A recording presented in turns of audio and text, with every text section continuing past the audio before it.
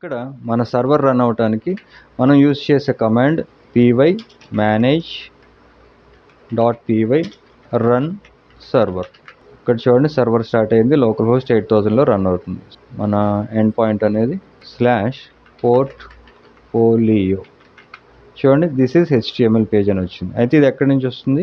మనం views file లోపల ఈ షోయింగ్ HTML అనే ఫంక్షన్ నుంచి ఒక రిక్వెస్ట్ పంపిస్తే రెస్పాన్స్ కింద home.html అనే ఈ HTML పేజ్లో ఉన్న ఈ h1 ఎలిమెంట్ నుంచి మనకి ఇక్కడ ఇలా అవుట్పుట్ వచ్చింది. అయితే ఈ రౌట్ హిట్ చేసినప్పుడు మనకి రెస్పాన్స్ అనేది ఈ HTML పేజ్ని మనం ఎక్స్పెక్ట్ చేస్తున్నాం. సో దానికోసం ఇక్కడ చూడండి మనకి ఫోల్డర్స్ ఎన్ని ఉన్నాయి. ఒక టెంప్లెట్ ఫోల్డర్ ఉంది, అలాగే ఒక ప్రాజెక్ట్ ఫోల్డర్ కూడా ఉంది. ఇక్కడ మన ప్రాజెక్ట్ ఫోల్డర్ ఇది. ఈ ప్రాజెక్ట్ ఫోల్డర్ లోపల ఈ సాటర్డే అనేది మన జాంగో ప్రాజెక్ట్. ఈ జాంగో ప్రాజెక్ట్ లోపల టెంప్లెట్స్ పేరుతో ఈ ఫోల్డర్ క్రియేట్ చేసాం. ఈ ఫోల్డర్ లోపల హోమ్ పేజ్తో ఒక HTML ఫైల్ కూడా క్రియేట్ చేసాం. అయితే ఇక్కడ మనం డౌన్లోడ్ చేసిన ఈ టెంప్లెట్ ఫోల్డర్ ఏదైతే ఉందో ఇందులో index.html అని ఒక ఫైల్ ఉంది. ఈ ఫైల్ని కాపీ చేసి ఇక్కడ ఈ టెంప్లెట్స్ ఫోల్డర్ లోపల ఇలా పేస్ట్ చేశారు. ఇప్పుడు index.html పేరుతో మనకు ఒక ఫైల్ కూడా ఉంది. ఇప్పుడు చూడండి మన విజువల్ స్టూడియో కోడ్లోకి వచ్చి ఇక్కడ చూస్తే ఈ home.htmlతో పాటు index.html పేరుతో కూడా ఒక ఫైల్ అనేది క్రియేట్ అయింది కదా. ఇప్పుడు ఈ index.html ఫైల్లో ఉన్న కోడ్ అంతా నేను కాపీ చేసి ఈ home.html ఫైల్లోకి వచ్చి పేస్ట్ చేశారు. సేవ్ చేసిన తర్వాత ఇప్పుడు చూడండి ఇక్కడ ఈ home.html ఫైల్ లోపల ఈ కోడ్ అంతా ఉంది. కొంచెం జూమ్ తగ్గిస్తున్నాను, చాలా కోడ్ ఉంది. ఓకే, ఇదంతా కూడా మనకి ఈ index.html ఫైల్ నుంచి కాపీ చేసుకొని ఇక్కడ పేస్ట్ చేసాం. ఇప్పుడు చూడండి అవుట్పుట్కి వచ్చి మన ఈ పోర్ట్ఫోలియో అనే రౌట్ని హిట్ చేసినప్పుడు చూడండి ఇది మనకి ఈ HTML నుంచి ఈ టెంప్లెట్ నుంచి ఈ HTML కంటెంట్ అంతా మనకి ఇలాగ రెస్పాన్స్ కింద వచ్చింది. అయితే ఇందులో స్టైలింగ్ కానీ జావా స్క్రిప్ట్ కానీ ఈ ఫాంట్స్ కానీ ఏవి అప్లై అవ్వలేదు. ఎందుకంటే ప్రస్తుతానికి మనం ఈ టెంప్లెట్స్ అనే ఫోల్డర్ లోపల ఓన్లీ HTML పేజ్ మాత్రమే క్రియేట్ చేసి రెస్పాన్స్ కింద రిటర్న్ చేసాం. అంటే మనం ఎక్కడా కూడా ఈ HTML ఫైల్లో ఉన్న ఈ CSS కానీ జావా స్క్రిప్ట్ కానీ ఇంకా మనం అప్లై చేయలేదు. అంటే అవి అప్లై చేయాలంటే ఇక్కడ ఇది మన ప్రాజెక్ట్ ఫోల్డర్, ఇది టెంప్లెట్ ఫోల్డర్. ఈ టెంప్లెట్ ఫోల్డర్లో చూడండి CSS, fonts, images, Java script ఈ ఫోల్డర్స్ ఉన్నాయి. మన ప్రాజెక్ట్ ఫోల్డర్లో ఈ ఫోల్డర్స్ ఏమీ లేవు కాబట్టి మనకి ఈ HTML పేజ్లో స్టైలింగ్ అనేది అప్లై కాలేదు. ఇప్పుడు మనకి HTML పేజ్ ఏదైతే రెస్పాన్స్ వస్తుందో దానికి కూడా స్టైలింగ్ అనేది అప్లై అయ్యి మనకి రెస్పాన్స్ కింద రావాలి అంటే ఖచ్చితంగా మనం ఇక్కడ మన ప్రాజెక్ట్ ఫోల్డర్ ఏదైతే ఉందో ఆ పేరెంట్ ఫోల్డర్ లోపల ఇంకొక ఫోల్డర్ క్రియేట్ చేసి దీనికి స్టాటిక్ అని ఇదే పేరు పెట్టాలి. అంటే స్టాటిక్ అనే ఈ ఫోల్డర్ లోపల ఇక్కడి నుంచి ఈ CSS, fonts, images, Java script వీటన్నిటిని కాపీ చేసి ఈ స్టాటిక్ అనే ఈ ఫోల్డర్ లోపల పేస్ట్ చేశాను. చూడండి ఇప్పుడు ఇవన్నీ మన ప్రాజెక్ట్ ఫోల్డర్లో స్టాటిక్ అనే ఫోల్డర్ లోపల CSS, fonts, images and Java script ఇవి ఇండివిజువల్గా స్టాటిక్ అనే ఫోల్డర్ లోపల ఉన్నాయి.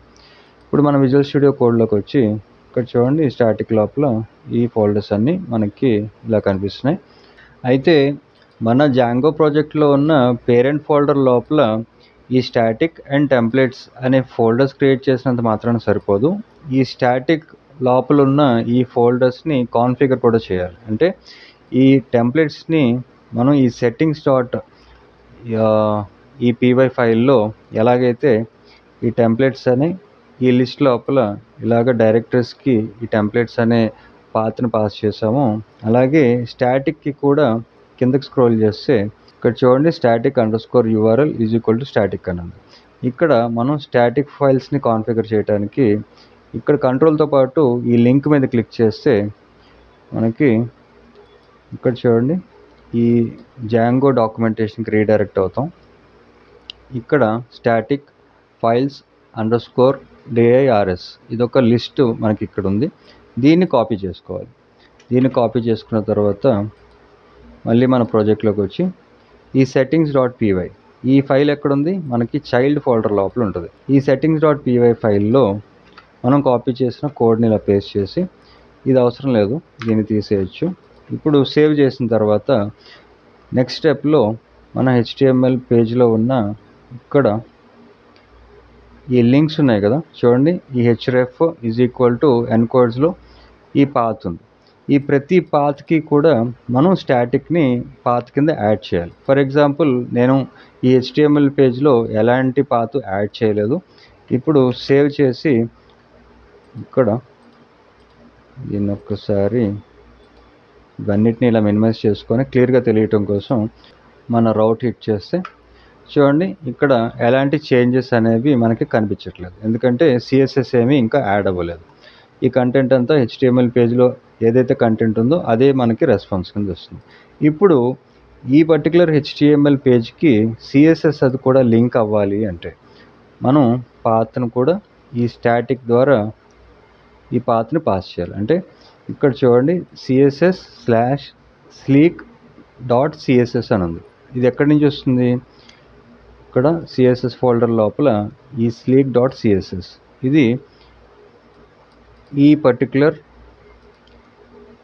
ఈ hrefకి పాస్ అయిన పాత్. సో ఇలాంటి పాత్ ఏవైతే ఉన్నాయో వాటన్నిటికీ కూడా /static మళ్ళీ ఇలాగా పాత్ అనేది డిఫైన్ చేస్తే ఇక్కడ మనం అన్నీ కూడా చెక్ చేసుకోవాలి. ఇక్కడ చూడండి మనకి CSSతో పాటు ఇమేజెస్ అండ్ జావాస్క్రిప్ట్ కూడా. ఒకసారి జూమ్ తగ్గించి ఇక్కడ కిందకు వచ్చిన తర్వాత ఈ జావాస్క్రిప్ట్ ఫైల్స్ ఉన్నాయి.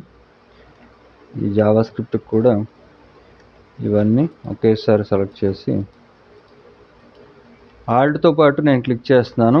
ఇవి మల్టిపుల్ కర్సర్ సెలెక్ట్ చేయడానికి ఉపయోగపడుతుంది. ఆల్ట్ అండ్ క్లిక్ ఇలాగా స్టాటిక్ అంటే స్టాటిక్ అనే ఫోల్డర్ లోపల మనకి జావాస్క్రిప్ట్ అనే ఫోల్డర్ ఉంది. ఈ ఫోల్డర్ లోపల ఈ jQuery, బూట్స్ట్రాప్, హెడ్రూమ్ ఇవన్నీ కూడా ఇలాగ ఉన్నాయి. అయితే దీన్ని సేవ్ చేసి ఇంకా కంప్లీట్ అవ్వలేదు. చూడండి ఎక్కడెక్కడైతే మనకి CSS ఫైల్స్ ఉన్నాయో చూడండి, ఈ CSS ఫైల్స్ ఉన్నాయి కదా, ఇవన్నీ కూడా ఇలా సెలెక్ట్ చేసి కంట్రోల్తో పాటు D హిట్ చేస్తున్నాను. ఇలాగా ఈ సిమిలర్ కోడ్ అంతా కూడా ఇలా సెలెక్ట్ అయిన తర్వాత ఇప్పుడు ఇలా ఒకేసారి సెలెక్ట్ చేసి వీటికి కూడా స్టాటిక్ / ఇప్పుడు సేవ్ చేసి అండ్ ఇమేజెస్ కూడా ఉన్నట్టున్నాయి. ఇమేజెస్ కూడా మనం సరే కంట్రోల్ F హిట్ చేసి ఇమేజెస్ అని ఇక్కడ సెలెక్ట్ చేస్తున్నాను, ఫైండ్ చేస్తున్నాను. ఇక్కడ చూడండి ఇమేజెస్ ఉన్నాయి. సో ఈ ఇమేజెస్ ఎన్ని ఉన్నాయో వీటిని కూడా ఒకేసారి సెలెక్ట్ చేయడానికి కంట్రోల్తో పాటు D హిట్ చేసి ఇక్కడ ఎన్నైతే ఇమేజెస్ ఉన్నాయో ఆ ఇమేజెస్ అన్నిటినీ కూడా SRCతో పాటు ఇలాగా ఒకేసారి సెలెక్ట్ చేసి దీన్ని ఇక్కడ స్టాటిక్ మళ్ళీ / ఇలా పాస్ చేసాం. చూడండి ప్రతిదానికి ఎక్కడైతే పాత్ రిక్వైర్మెంట్ ఉందో దానికి ఈ స్టాటిక్ అనే ఫోల్డర్ లోపల కదా ఉన్నాయి కాబట్టి /static మళ్ళీ / యాడ్ చేసి సేవ్ చేశాను. ఇప్పుడు మళ్ళీ ఒకసారి ఎందుకన్నా మంచిది, మనం ఒక్కొక్కసారి ఇది క్యాషింగ్లో ఉంటుంది కాబట్టి సర్వర్ని టర్మినేట్ చేసి అంటే కంట్రోల్ C హిట్ చేసిన తర్వాత CLS హిట్ చేశాను, టర్మినల్ క్లియర్ చేసుకొని మళ్ళీ ఒకసారి మన సర్వర్ని రన్ చేయడానికి py manage.py run server ఈ కమాండ్ హిట్ చేస్తే ఇప్పుడు లోకల్ హోస్ట్ 8000లో ఇక్కడ మన అప్లికేషన్ రన్ అవుతుంది. సో ఇక్కడ మన ఎండ్ పాయింట్ పోర్ట్ఫోలియో మన లోకల్ హోస్ట్ 8000/portfolio ఇప్పుడు ఎంటర్ హిట్ చేస్తే ఇప్పుడు CSS అనేది కరెక్ట్గా యాడ్ అయితే చూడండి మనం సక్సెస్ఫుల్గా ఇప్పుడు ఈ టెంప్లెట్ ఏదైతే ఉంది, ఇప్పుడు మనం లోకల్ హోస్ట్ 8000లో ఉన్నాం, ఇది development server and end point కూడా పోర్ట్ఫోలియో.